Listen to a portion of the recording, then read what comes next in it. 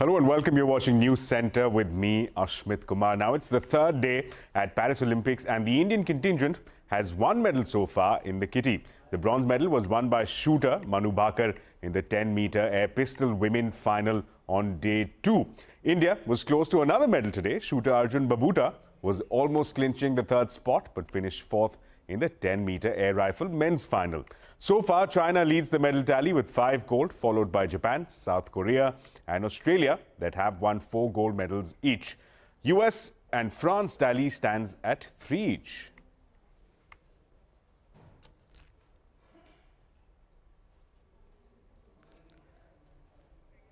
And well, joining us now for discussing these exploits by the Indian contingent in Paris, France 2024 are with us Mr. Kalikesh Narayan Singh Deo, Deputy Chief of Mission at Paris Olympics, joining us. Mr. Deo is also the acting president of National Rifle Association. Also with us is Mr. Murad Ali Khan, former Indian shooter, also an Arjuna awardee, joining us for this panel discussion. Gentlemen, a great honor hosting both of you on this discussion with us. Let me first begin with the exploits of Manu Bhaker. She's making headlines as she should rightly. Mr. Deo, let me come to you first. Give us a sense that in terms of this journey, Tokyo 2020 was a difficult moment. We did not bag a medal. She was much younger then. She was just 18 in her teenager. Now she's had the time to train over the last 4 years. She's had the time to mature emotionally, mentally, physically, as far as this event is concerned. Tell us about how significant this journey is with respect to this medal that we won yesterday. Our strongest shooters, and she's had an excellent performance so far. She got the bronze, first Indian woman to get a medal in the Olympics, and the first medal for shooting after 12 years in the Olympics, as well as the first medal for India so far in Paris Olympics 2024. So it's been a fabulous performance by her. She's also in the contention for the mixed team bronze event, the finals of which are going to be held tomorrow morning. And we've had, fantastic performances so far. We've missed the bronze in men's rifle air by the last shot. Our shooter came at number 4. And we've had 2 other qualifications in the finals. So India shooting's been having a good run so far. But we still have many more events to go, and we are hopeful of getting more medals. Mr. Murad Ali Khan, same question to you. It's been a tricky journey, and as Mr. Deo was pointing out, it's after 12 years, after Abhinav Bindra, that we're winning a medal as far as shooting is concerned. How significant is this journey, especially coming on the back of Tokyo 2020? Well, first of all, let me congratulate Kalikesh, because I have not talked to him since the time India won this medal. It's been a fantastic journey, and both of us on your panel, and both of us have been discussing this over maybe the last 6 to 8 months, and trying to see that what would be the best combination for our athletes to go to Paris, because both of us sit on the selection panel to select the team for India. Now, here are I think that we have been a little unlucky. Why I'm saying unlucky for not getting better color of medals and missing out on a medal today, because all the shooters, if you see the scores of even the shooters who have won it, their scores are almost the same. Almost the same means that they have been having. Our one of the shooters, Arjun Babuta, had a 13th shot, which was 9.9. Even the gold medalist had a 9.9, and a gold medalist had 9.7. Our shooter had the last shot, which was 9.5, which is not inconsequential. But there have been other shots of the shooters. Some of that has been in inner tens, like 10.7, 10.8, 10.9. Now, that is like, putting a dot inside a dot, and that little bit of luck counts. I think if we had a little bit of luck on our side, we would have done a little better, and we should have had by now 3 medals. As far as Manu's performance goes, I think it's excellent. It was expected that she will do well, and she was very composed. And in fact, a day before her match, when I saw her practice, I only saw the pictures and the videos. I I sent a message to one of the journalists in Paris that tomorrow is the day that Manu would win a medal. The color of the medal is something I cannot predict, but I can definitely predict that she'll win a medal. So I got a call from him after the medal match was over that how could you predict? I said, it was just the body language, the confidence that was coming in. I mean, I couldn't see that shake in her eyes. I mean, as the cameras would go close up and show the face and she was shooting. It showed confidence. It showed that she is prepared and she's ready for the match, and she was going for the kill, which showed. I mean, a little bit of luck. You cannot predict the color of the medal. You Sure. cannot predict inner tense. You cannot predict that you'll shoot a 10.9. That's no great insight. Yeah, no shooter can actually predict that he can shoot a 10.9. Yeah, a Mr. shooter Murad? can say that he can shoot a 10. Yeah.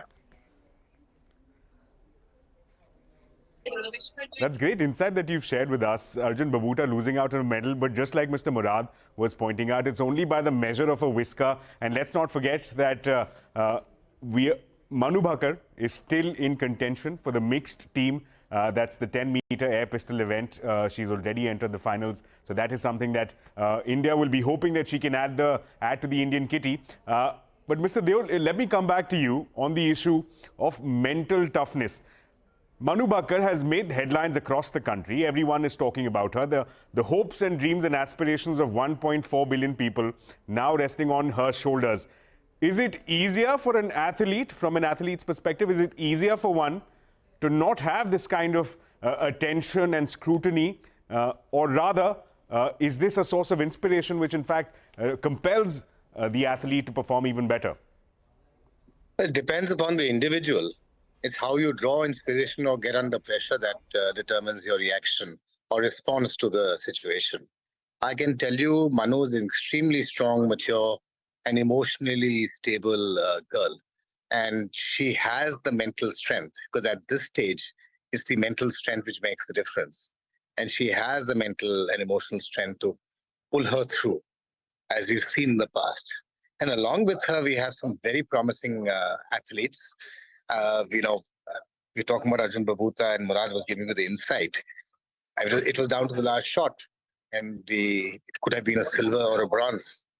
And similarly for Manu, I think she missed the silver by, again, 0.1 marks, and we've missed a couple of very close qualifications. So this is the beginning for shooting in the Olympics. We've had 2 or 3 events. We've got another 8, 9 events to go. So I'm very hopeful that shooting will add to India's kitty in the medals tally for the Paris Olympics. Let me ask a follow-up question with you, Mr. Deo, that when we're speaking of the Indian team and the Indian contingent adding to India's kitty, we've seen that shooting, of course, is a strength area for us. But we also have stars in the form of Neeraj Chopra. We have PV Sindhu. She's cracked through the first round. We are seeing possibly maybe a medal in boxing as well. Tennis and swimming, maybe not so much. Can you give us an indication which are the areas where the Indian contingent is likely to perform or is showing strength? I think all of those you have mentioned are areas that we have immense potential in getting the medal. Ultimately, to actually get the medal at a stage like the Olympics, you have to have a good day too. Luck has to favor you too. But in a sense, shooting is a great area for potential getting medals. Of course, hockey, tennis, badminton, athletics. I think boxing is they're hopeful of getting 1 or 2 medals. Archery had some hope. So I think there are sports that we could pull some medals in. Wrestling maybe, but I'm in a different venue outside of Paris in Châteauroux, and I'm basically going to be here with the shooting contingent straight through. So I have lesser idea of what's going on in the main Olympic village in Paris.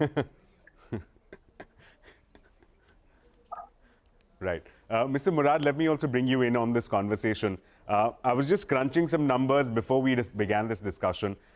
We've won, India as a whole across Olympics, we've won 36 medals, of which 24, which is 66%, come from 3 disciplines. That's hockey, wrestling, and shooting. Is there perhaps need for a more concerted strategy that we build? We're clearly good at this. India is clearly performing well at the global level. Is this perhaps does this call for a concerted approach for targeting these areas, for developing them as India's core strength? What you're saying is very correct. But what happens actually, because I've been in sports and seen it through what happens on ground. We will talk about it. You all will also talk about it for the next 2 weeks after the Olympics. And after that, you will shift to something else, and everybody else would shift. And then closer to the Olympics, about 3 months before the Olympics, again, we'll wake up and say, oh, we forgot something. Let's start talking about Olympics now. They're coming. Olympics, we have to start for the next Olympics, 2 cycles before. That's the time you actually start preparing for the Olympics. Today, we should be preparing for the Olympics, which will take place after 8 years. So we don't have shortage of talent in this country, but most of the talent dies before it reaches maturity because the priorities are different. We don't have enough funds for sports as of today. And it is much better from the days than we used to shoot. Definitely it has improved. It has improved considerably. But we have a long way to go. We have not arrived. No way we have arrived. I mentioned that at the time when we got 7 Olympics and everybody said, no, you are being very pessimistic. I'm not being pessimistic. I'm being realistic. We have the strength. We have the capability, but we need to start off for the next 8-year cycle. We will not be able to do it it's not a capsule you have and, you get cured. It takes time. And just to also, I want to dwell on one of the points that you mentioned about pressure. Every athlete at that level is under a lot of pressure, and every athlete knows how to handle the pressure once he has reached that level.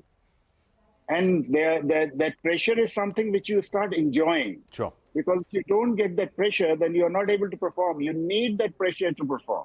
So pressure is there. Nobody can say pressure is not there. It's definitely keep growing, but you need to perform under pressure and you start enjoying that. Sure.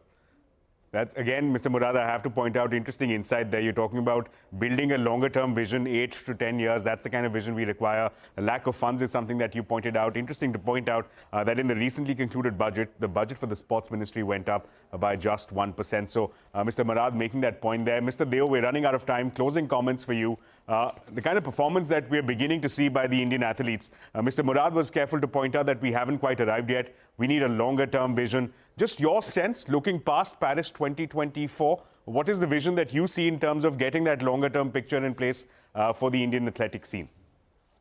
So I think that the Indian sports has evolved. I mean, when Murad pointed out his time and when I used to shoot, there was very little support from any quarters coming.